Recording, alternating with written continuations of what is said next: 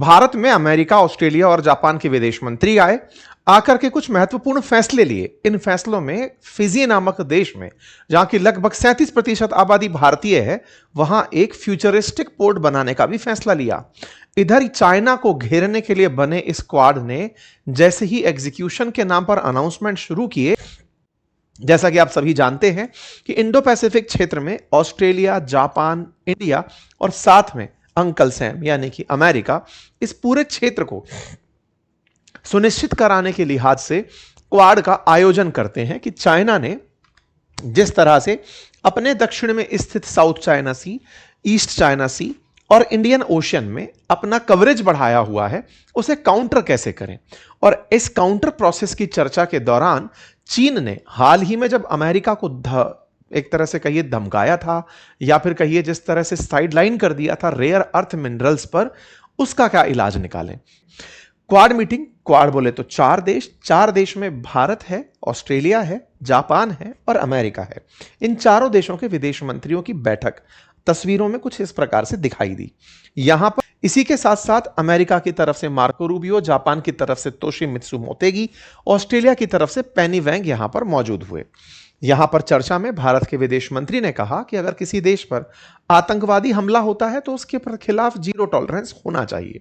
भारत की जो चर्चाएं थी उन चर्चाओं को आगे बताएंगे, लेकिन हल्का सा क्वाड जान लीजिए। क्वाड 4 देशों के गठबंधन को कहा गया है। 2007 में इस इनिशिएटिव को लिया गया था, बाद में थोड़ा शांति से चला गया। असल में चाइना जिस तरह से ग्रो कर रहा था उसको काउंटर करने के लिए अमेरिका इस तरह की प्लानिंग चाहता था, लेकिन चाइना की शह में नॉर्थ कोरिया जापान को तंग कर रहा था। तो जापान ने 2017 में इस इनिशिएटिव को तेजी से करने का प्रयास किया और कहा अमेरिका से कि सर मिलो और चाइना के अराउंड कुछ प्लान करते हैं, क्योंकि इंडो पैसिफिक में अदरवाइज चाइना अपने द्वारा फंड दे देकर देशों पर कब्जा कर रहा है, या फिर उन्हें डेट ट्रैप में फंसा रहा है, या फिर अपनी पॉलिसीज इंप्लीमेंट कराता है। तमाम प्रकार की चीजें हैं। खैर 2017 में शिंजो आबे के प्रयास से यह घटना दोबारा से शुरू हुई, मतलब आपस में लोगों का मिलना जुलना शुरू हुआ, एक फॉर्मल ट्रीटी ऑर्गेनाइजेशन अलाई के रूप में बना, चर्चाएं रणनीतिक रूप से महत्वपूर्ण होने लगी। इसके अंदर बातें निकल कर आने लगी कि कैसे चाइना को रोका जा सकता है, या कर दिए गए 5 बड़े ऐलान किए।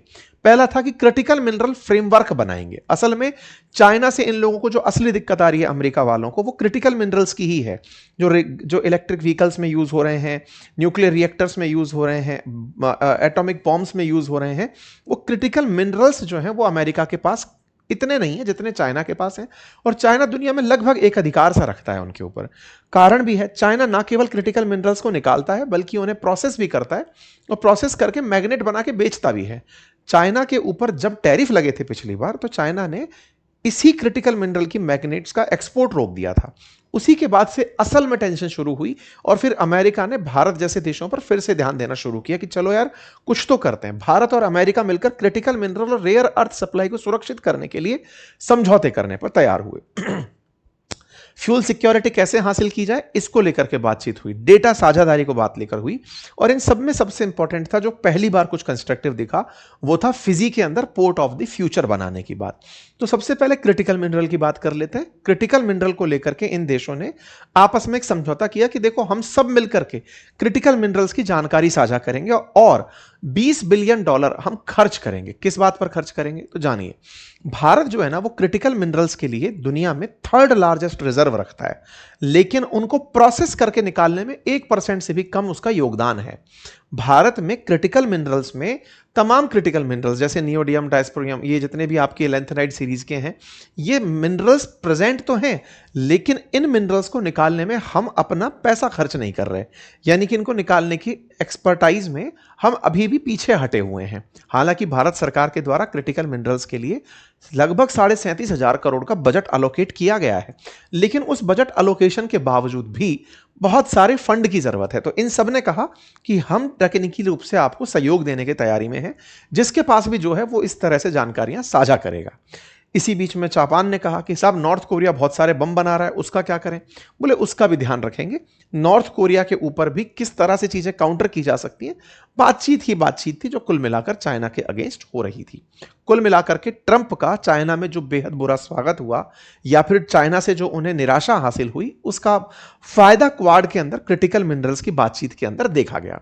ऑस्ट्रेलिया ने भी अपनी तरफ से एक इनपुट दिया और इनपुट ये था कि सर ये जो इंडो पैसिफिक की बात आप कर रहे हो, पैसिफिक ओशियन में एक देश है जिसका नाम है फिजी, जो ऑस्ट्रेलिया के पूर्व में पड़ता है, जिसकी 37% जो जनसंख्या है वो भारतीय मूल की है।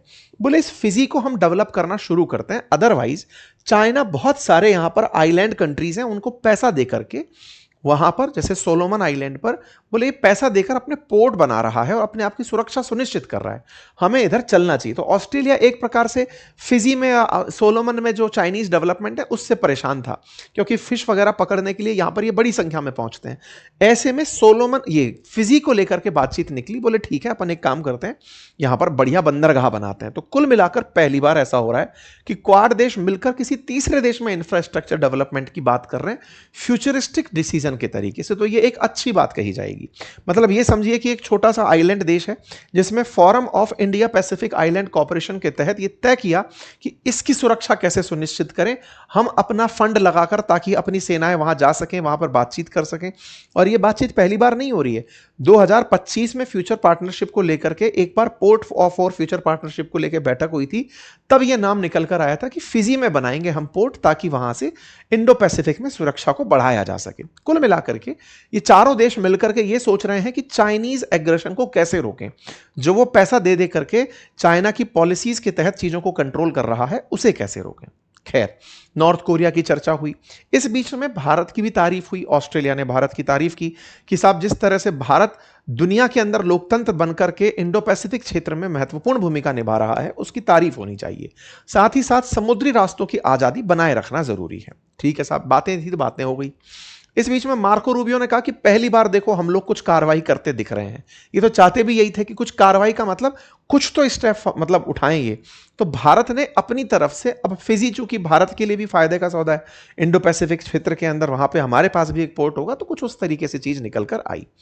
अमेरिका वाले अपने साथ यानी भारत के साथ एक अलग से भी एग्रीमेंट करके गए कि क्रिटिकल मिनरल्स को लेकर के आप और हम अलाइंड हैं, आपको तकनीकी आवश्यकता होगी हम देंगे और खरीदने के लिए तो बाजार हमारा है ही। तो कुल मिलाकर के क्रिटिकल मिनरल्स को लेकर के अमेरिका को इस मीटिंग से कोई लाभ हुआ होगा। ठीक है साहब, ये सारी बातचीत यहां पर हो गई। भारत के भंडारों की चर्चा हो गई कि भारत में 3rd सबसे ज्यादा रेयर अर्थ के भंडार हैं। भारत के अंदर उड़ीसा, केरल, आंध्र प्रदेश, तमिलनाडु, राजस्थान, इन क्षेत्रों के अंदर बड़ी मात्रा में क्रिटिकल मिनरल्स पाए जाने संभावित हैं और भारत सरकार ने अगले 7 साल के लिए 37,000 नहीं 34,000 करोड़ रुपए का लक्ष्य रखा है खर्च करने का, कि हम यहां पर चीजों को डेवलप करने पर पैसा खर्च करेंगे। चलिए साहब, ये सब हुआ। मार्को रूबियो की विजिट हो जाती है। दुनिया की नजर में इस विजिट को काफी ज्यादा अहमियत नहीं दी गई। यही कहा गया कि चाइना को काउंटर करने के लिए अमेरिकी प्रयास है, लेना देना कुछ नहीं है। चाइना को काउंटर करने के नाम पर चाइना वाले कितने एग्रेसिव थे, तो देखिए चाइना तो क्वाड को एनी टाइम विरोध करता है। वो कहता है कि हमारे लिए आप लोग बैठकें कर रहे हैं, ये हमको पसंद नहीं है। चीन का एकदम स्पष्ट रुख है कि हमारा हमेशा मानना है कि देशों के बीच में सहयोग से क्षेत्रीय शांति, स्थिरता और समृद्धि को बढ़ावा मिलना चाहिए, ना कि किसी तीसरे पक्ष को निशाना बनाया जाना चाहिए। चाइना के स्पोक पर्सन ने इस पर अपनी बात इसी तरह से करी। लेकिन इसी के एवज में चाइना ने पाकिस्तान को सीपैक के अंदर, चाइना पाकिस्तान इकोनॉमिक कॉरिडोर में, जो कि चाइना से निकलकर ग्वादार पोर्ट तक जा रहा है, उसमें काराकोरम रोड को डेवलप करने के लिए कह दिया कि ये रोड जो तुम्हारी खराब है इसको रीडेवलप कर लो ताकि हमारे साथ कनेक्टिविटी और बने। तो सीपैक की जो कनेक्टिविटी है वो पाकिस्तान ऑक्यूपाइड कश्मीर से होकर निकलती है। असल में आपको मालूम होगा कि इन दिनों पाकिस्तान के प्रधानमंत्री आसिम मुनीर, प्रधानमंत्री शहबाज शरीफ, आसिम मुनीर और इशाक डार तीनों लोग चाइना गए हुए थे। कब गए हुए थे? परसों के दिन गए हुए थे। तो ये जब वहां पहुंचे तो कुछ तो लेके आना ही था, हर जगह से चंदा उगाई चल रही है। तो वहां से ये सीपैक 2.0 के लिए पैसा लेकर आ गए कि साहब हम उसको विकसित करते हैं ताकि ग्वादार पोर्ट से आपको बढ़िया कनेक्टिविटी मिलेगी। चूंकि ये भारत का जो हिस्सा, कश्मीर का जो हिस्सा पाकिस्तान के कब्जे में है, वहां से निकलता है, तो भारत ने फिर इस पर अपनी तरफ से प्रतिक्रिया दी कि साहब पहले तो शख्सगाम वैली पर आपका गलत कब्जा है और हम भारत मतलब पाकिस्तान और चाइना के एग्रीमेंट को हम नहीं मानते हैं, और इस तरह से जो काराकोरम हाईवे को आप अपग्रेड करने की योजना बना रहे हैं, ये हमारी नजर में इल्लीगल है। भारत का भी विरोध ही था, इस पर कोई हमारी कार्रवाई तब तक हुई नहीं। कुल मिलाकर बातों में जो सेंस निकला वो दो निकल कर आए। पहला, फिजी के अंदर एक पोर्ट बन रहा है, और दूसरा, सीपैक में चाइना ने पाकिस्तान को और पैसा दे दिया है कि जाओ बढ़िया से सड़क बनाओ। नुकसान किसका हुआ इस पूरी कुल जमा टोटल व्यवस्था में देखें, फिलहाल के लिए भारत का नुकसान ही है। हाँ, कुछ लोग ये जरूर कह सकते हैं कि साहब $20 बिलियन भी तो आएंगे, वो भारत के अंदर रिसर्च और माइनिंग में लगेंगे। भारत 2025 में ही अपने लिए 34,000 करोड़ अलग से रख चुका है, तो ऐसे में उसका कितना सेंस निकलता है ये तो आने वाला समय बताएगा। लेकिन हाँ, कुछ एग्रेसिव तरीके से क्वाड के अंदर देखने को नहीं मिला। बातचीत थी, हो गई, इसका कोई महत्व नहीं था। क्या चाइना काउंटर हो पाया, ये तो आने वाला समय बताएगा। आप लोग इसे कैसे देखते हैं जरूर कमेंट बॉक्स में बताइए। चैनल पर नए हैं तो सब्सक्राइब कर लीजिए।